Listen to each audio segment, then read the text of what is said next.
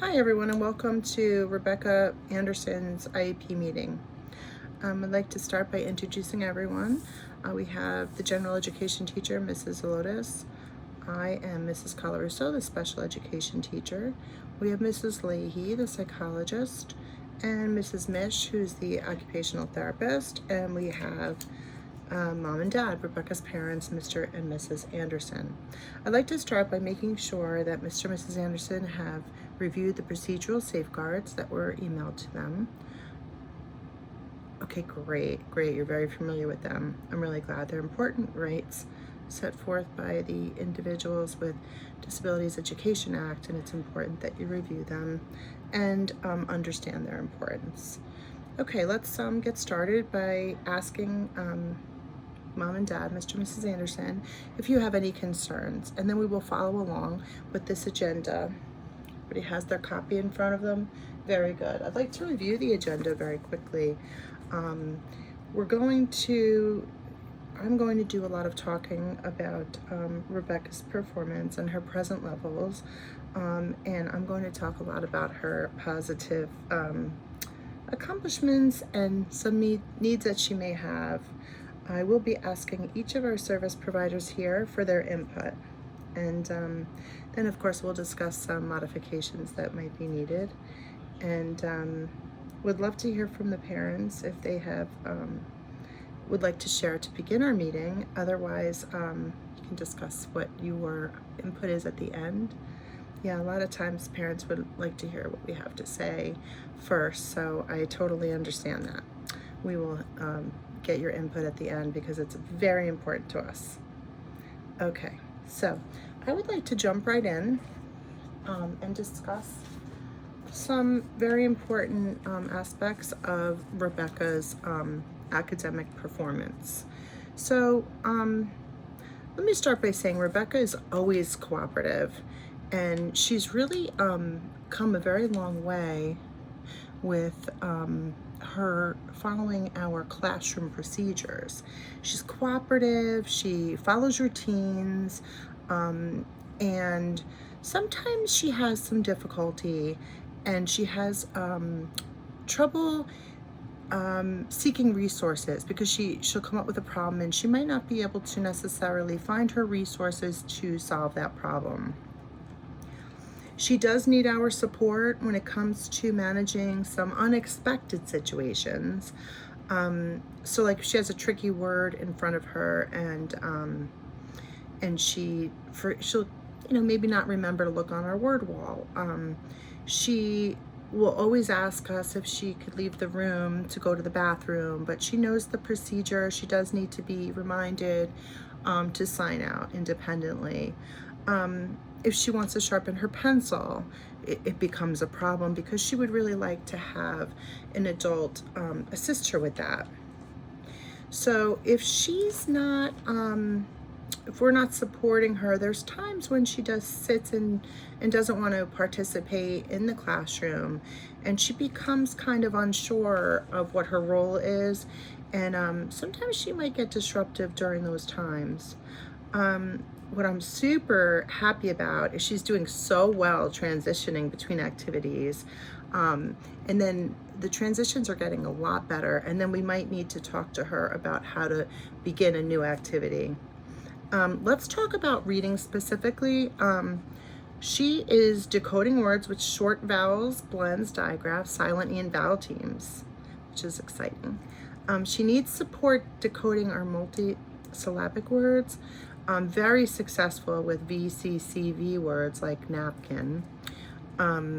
Rebecca reads, and again, please stop me if you have any questions or concerns and you want to take a note, and we can come back to it, or you can just interrupt me and we'll address your questions, because this is a lot of information all at once, even for me. She's reading text that has complex language and vocabulary and a great deal of dialogue, and that's really great to see. She's reading text that has primarily 3 or 4 word phase groups, and she has an appropriate rate, and she's also slowing down at the appropriate times. Rebecca, she is able to go back into the text to identify where the character's feelings are and when events change. So this is all amazing progress. She has difficulty with an oral summary with appropriate details after reading a text, and she may forget a few of the details about what she has read. So her ELA score is 431, and she's in the 19th percentile compared to her peers. Let's discuss writing, very important. Writing can be difficult if she doesn't have the right support. She does have her own ideas about writing topics though, and she might need to have support to plan out and to organize and to put her writing into a sequential order. Graphic organizers are very helpful to her. She does really well with them, and they help to keep her on track. And we're teaching her, and we're really working on her looking back to edit her work. That is something that she does not do on her own. She mostly uses capital letters, and she doesn't always use her punctuation, and so her writing is not always grammatically correct. Now I'm going to turn it over to Mrs. Zelotes, our Gen Ed teacher, so she can discuss math, since Mrs. Zelotes is the one, focuses on math in our classroom, in our ICT classroom. So anyway, Mrs. Zelotes, take it away. Rebecca is doing well in math. She's currently solving 2-digit addition and subtraction number problems.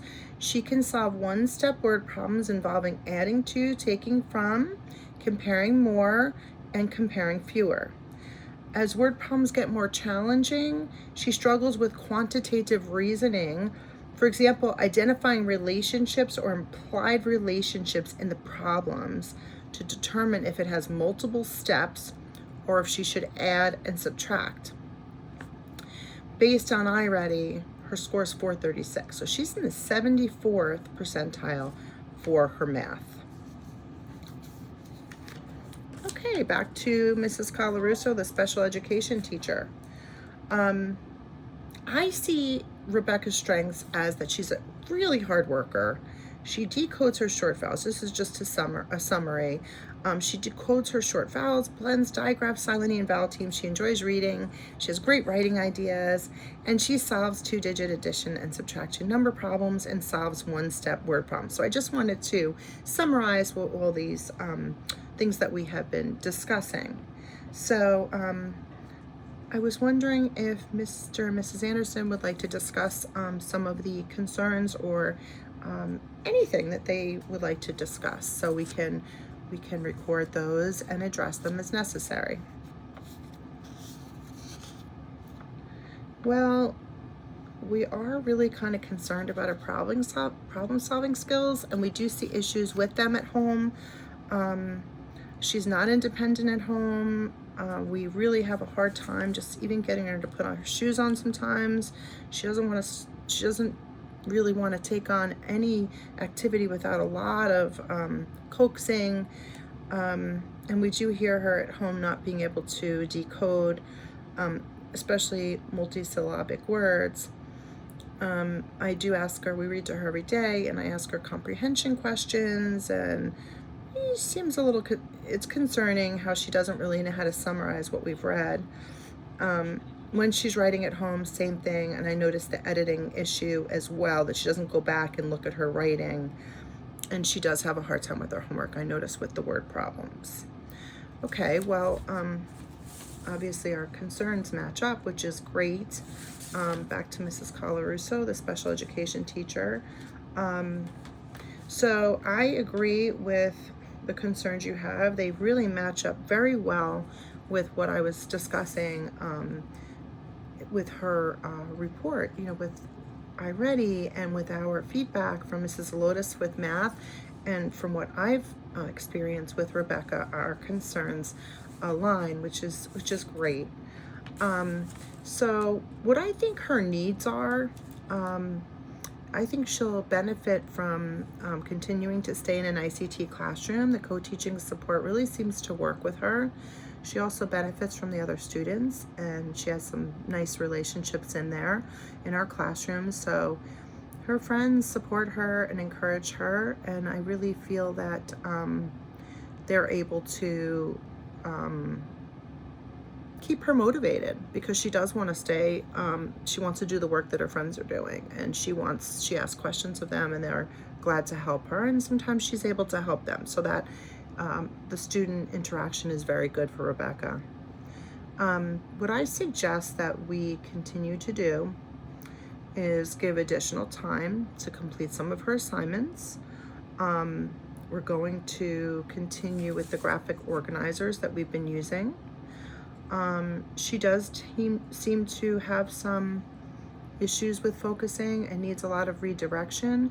So I think what we should do is, give her the access to some of the sensory materials, an area where she can go in the room, where she feels she can move a little bit, have a little time to herself, and get her work done. We do constantly, and we would like to continue to give her visual and verbal cues, and of course give her refocus and redirection. We will reteach when necessary, and of course she will always be able to have preferential seating. Her difficulty with attention, I think, will be handled with the preferential seating and the refocusing and redirecting. Self-help skills, we're going to continue to work on that with her, and she will continue to work on those skills in her psychology appointments and her OT appointments.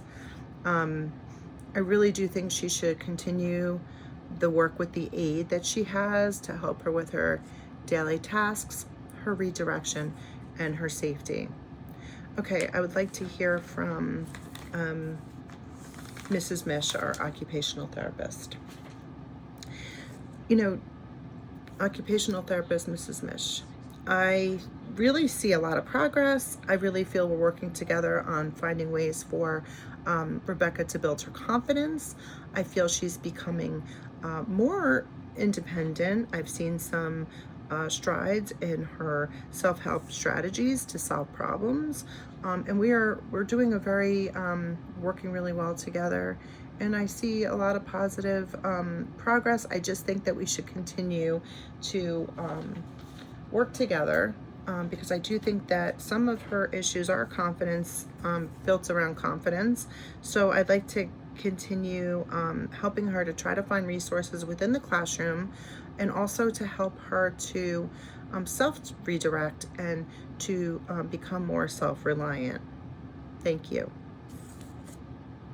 Okay, I would really like to hear from Mrs. Leahy, the psychologist. Hi, hello.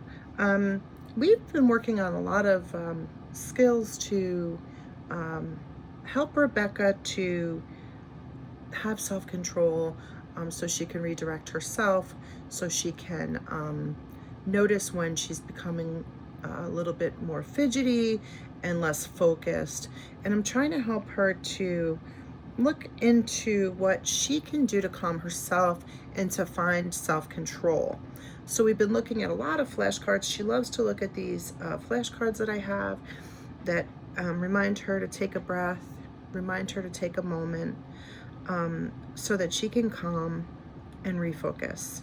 I really think that what Mrs. Mish said, the occupational therapist, about building confidence is a very key factor for Rebecca. I think she has a lot of capabilities. I think that what happens is she is distracted easily, and she does have issues staying on task and following. When she's done with one task, she's better at transitioning to other tasks, but she will maybe have a hard time beginning the next task. So I'm really trying to get her to understand herself, and to look inside herself and try to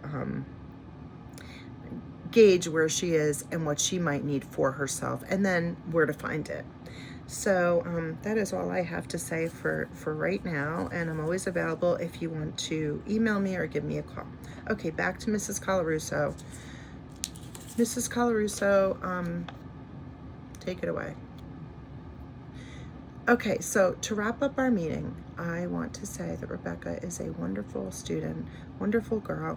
We really enjoy having her. She's a delight. I mean, with all of the things that we work on together, she's polite, she's respectful, she's very caring, and she's very social with her friends, and it's a joy to watch her in our school. So if you go home and you have any questions or concerns about our meeting, anything you heard today, and as always, we are all available. You can get in touch with us at any time. We are very happy to hear any concerns you have, or any successes at home, or any advice you can give us to help Rebecca to continue to thrive would be very helpful.